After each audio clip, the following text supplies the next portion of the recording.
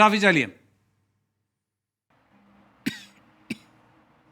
അല്ല, ഈ പ്രതിപക്ഷ നേതാവ് ഉയർത്തിയ ആരോപണത്തോട് RSS കേന്ദ്രം അത് നിഷേധിച്ചിട്ടുണ്ട്. അങ്ങനെ ഒരു കൂടിക്കാഴ്ചയെ ഉണ്ടായിട്ടില്ല എന്ന് നിഷേധിച്ച കാര്യം ഇവിടെ ഹഷ്മി പറഞ്ഞു. അതോടൊപ്പം ഈ 24th തന്നെ ശങ്കുട്ടി ദാസ് BJPയുടെ ഔദ്യോഗിക വക്താക്കളിൽപ്പെട്ട ഒരാളാണ്.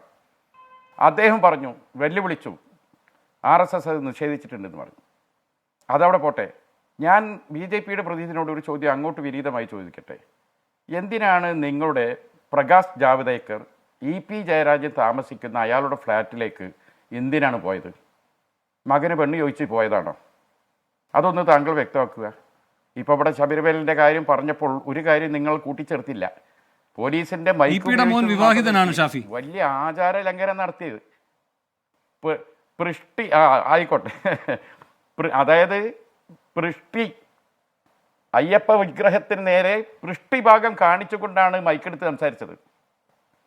മനുഷ്യന്റെ പൃഷ്ടിഭാഗം അയ്യപ്പ വിഗ്രഹത്തിന് നേരെ കാണിക്കാൻ പാടില്ല, കടുത്ത ആചാര ലംഘന. ഇവർക്കതൊക്കെ ആവാം. അപ്പം അത് ചെയ്തുകൊണ്ടാണ് പോലീസിന്റെ മൈക്ക് എടുത്ത് വത്സൻ തില്ലങ്കേരി ഉപയോഗിച്ചു. വത്സൻ തില്ലങ്കേരി പ്രത്യക്ഷപ്പെടുന്നതൊക്കെ നിങ്ങൾ നോക്കുക. ഒന്ന് ശബരിമല, മറ്റൊന്ന് എലത്തൂർ ട്രെയിൻ സ്ഫോടനം, അവിടെ വത്സൻ തില്ലങ്കേരി എത്തുന്നു. അതുപോലെ തന്നെ വത്സൻ തില്ലങ്കേരി എവിടെയും വരുന്നുണ്ട്. നമ്മുടെ കളമശ്ശേരിയിലെ സ്ഫോടന സ്ഥലത്ത് വരുന്നുണ്ട്. ഇങ്ങനെ നിർണായക സ്ഥലത്ത് തൃശ്ശൂരിൽ എത്തുന്നുണ്ട്.